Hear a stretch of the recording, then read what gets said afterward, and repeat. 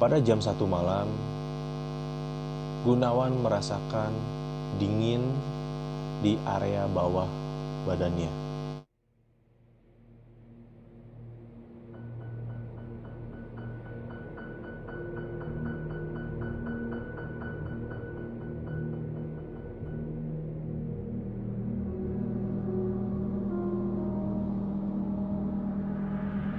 Assalamualaikum warahmatullahi wabarakatuh. Balik lagi bersama gua Azan. Gimana kabarnya teman-teman? Ya, semoga semuanya dalam keadaan sehat walafiat, dilancarkan rezekinya, dan dimudahkan segala urusan-urusannya. Dan semoga semuanya dilindungi dari wabah yang sedang melanda bumi kita ini. Di video kali ini, gue bakalan bahas mengenai kisah-kisah horor yang ada di sekitar kita dalam segmen Kismin, kisah-kisah misteri nih. Dalam kisah ini, ada seorang yang sebut saja namanya Gunawan.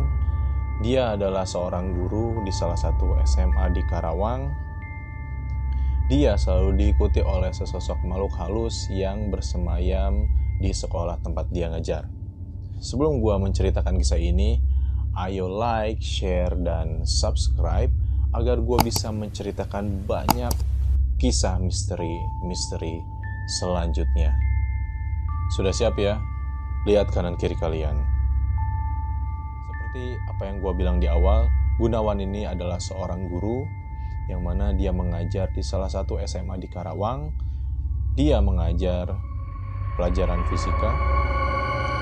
Namun, sebelum mengajar, dia itu adalah seorang karyawan pabrik yang mana dia telah melintang di pabrik yang ada di kawasan Kabupaten Karawang.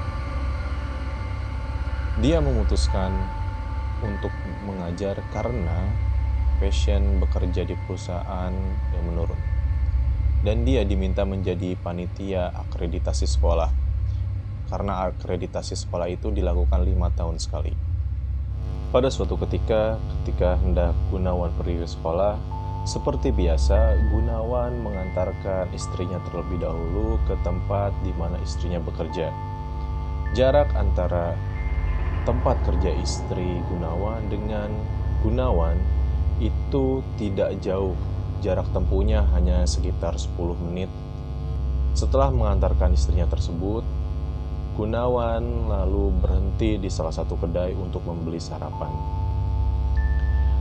Namun, ketika membeli sarapan, Gunawan melihat ada seorang nenek di seberang jalan yang memakai kebaya tua dan mohon maaf, tali BH-nya itu ke bawah dengan muka kusut dan rambut tidak karuan. Akhirnya Gunawan merasa iba.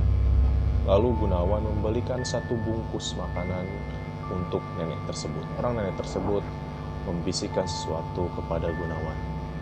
Yang hati-hati ya di sekolah. Sontak Gunawan kaget dan terbata-bata. Kenapa nenek tersebut bilang seperti itu? Kenapa nenek tersebut tahu bahwa dia mengajar di sekolah? Namun, ucapan nenek tersebut dihiraukan oleh Gunawan, lalu dia pergi. Singkat cerita, sesampainya di sekolah, Gunawan dan rekan-rekan guru yang lainnya itu rapat untuk membentuk tim akreditasi sekolah tersebut. Waktu cepat berlalu, akhirnya Gunawan pulang ke rumah. Keesokan harinya, Gunawan pergi ke sekolah. Dan sampainya di sekolah, Gunawan lalu briefing bersama teman-teman timnya untuk membuat strategi bagaimana caranya untuk menyelesaikan akreditasi ini. Singkat cerita, akhirnya Gunawan dan teman-teman guru yang lain itu melakukan lembur. Jadi setelah mengajar, Gunawan itu pulang telat untuk mengerjakan akreditasi. Sekitar jam 7 malam, teman-teman guru yang lain berpamitan pergi ke rumah masing-masing karena memang sudah malam. Namun Gunawan tetap stay di sekolah karena pekerjaan yang sudah dibagi kepada Gunawan itu belum rampung. Akhirnya Gunawan sendiri di sana. Dan beberapa saat kemudian datanglah siswa yang bernama Cecep. Cecep ini merupakan siswa dari jurusan IPA, yang mana Cecep tersebut tinggal di sekolah. Karena rumah Cecep dari sekolah itu jaraknya sangat jauh, yaitu kalau sekolah itu letaknya di Karawang, Cecep, rumah orang tua Cecep itu di Bandung, sehingga Cecep mau tidak mau harus tinggal di sekolah. Ya, singkat cerita, pekerjaan yang dikerjakan oleh Gunawan itu belum rampung. Mau tidak mau, Gunawan harus menelepon ke istrinya bahwa dia harus menginap di sekolah. Dari sana, Gunawan tidak sendiri. Gunawan ditemani oleh si Cecep ini. Dan ketika waktu sudah menunjukkan jam 11 malam, akhirnya mereka pergi tidur di ruangan tersebut. Waktu terus berlalu, Gunawan pun terbangun di jam 2:30 dini hari. Ketika Gunawan membuka mata dan melihat di pojok ruangan tersebut berbentuk balok. Nah, dia melihat ke ujung dari ruangan tersebut. Di sana ada sesosok perempuan yang memakai baju putih dengan rambut panjang ke depan. Sontak Gunawan kaget dong. Sosok apa itu? Seperti sosok seperti kuntilanak. Dan lalu Gunawan membangunkan si Cecep. Cep, bangun Cep. Iya Pak, kenapa? Itu saya lihat ada wanita di pojok ruangan. Ah, masa sih Pak? Iya, itu ada. Dan ternyata sosok itu sudah menghilang. Singkat cerita, pagi pun telah datang.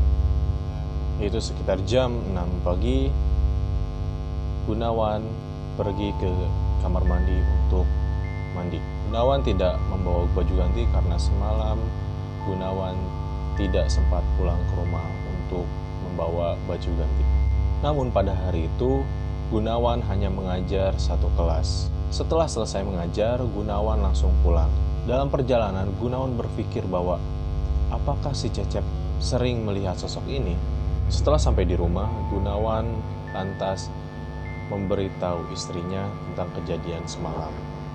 Lalu istrinya bertanya kepada Gunawan, "Papa, semalam Papa mengerjakan apa?" "Aku mengerjakan file akreditasi Mas. Karena pekerjaanku belum selesai, akhirnya aku bermalam di sekolah. Namun aku ditemani seorang siswa yang bernama Cecep.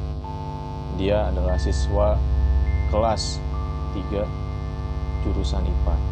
Singkat cerita, Gunawan pada sore hari pergi ke luar untuk membeli makan malam. Lalu Gunawan melihat nenek yang waktu kemarin itu yang dikasih makanan oleh Gunawan. Sontak Gunawan kaget dong. Loh, kok ada nenek-nenek yang kemarin gitu? Padahal tempat bertemunya Gunawan dan nenek tersebut dengan rumahnya Gunawan itu cukup jauh. Lantas kenapa nenek tersebut ada di situ? Gunawan tidak memperdulikannya. Lalu Gunawan langsung pergi ke rumahnya. Pada malam harinya, Gunawan makan malam bersama istri dan anaknya. Makan malam pun berlanjut dan sekitar jam 7 malam, makan malam telah usai. Waktu terus berlalu.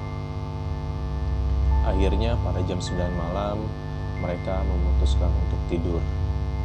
Pada jam 1 malam, Gunawan merasakan dingin di area bawah badannya. Pada saat membuka mata, Gunawan terkejut. Apakah yang terjadi? Celananya terlepas dan berada di bawah badannya. Untuk itu, mohon maaf, Gunawan tidak memakai celana. Lalu kaget dong Gunawan, kok bisa? Padahal tadi tuh dia tidur pakai celana gitu. Sontak dia langsung membangunkan istrinya dong. Mah, bangun mah. Iya pak, ada apa? Mau buka celana aku ya? Buka celana apa? Enggak kok, dari tadi mama tidur. Lantas siapa yang mau buka celana Gunawan? Singkat cerita, lalu Gunawan memakaikan celananya lagi. Menjelang pagi, Gunawan terbangun kembali untuk sholat subuh. Setelah sholat subuh, Gunawan berpikir, kenapa bisa celananya itu terlepas? Dan bertanya kepada istrinya tidak melakukan hal demikian. Gunawan berpikir kembali, kenapa bisa seperti itu? Kalaupun memang celana tersebut dibuka oleh istrinya, dan istrinya, mohon maaf, mau, celananya pasti tidak disimpan di bawah badan Gunawan. Dan kalau istrinya mau, istrinya mungkin tidak repot-repot untuk membukakan celananya dan menyimpan di bawah badannya Gunawan. Lalu siapa yang membukanya? Akhirnya pada jam 7 pagi, Gunawan dan istrinya berangkat bekerja. Pada saat sampai di sekolah, Gunawan teringat kalau dia memiliki teman guru yang bisa melihat hal-hal yang gaib.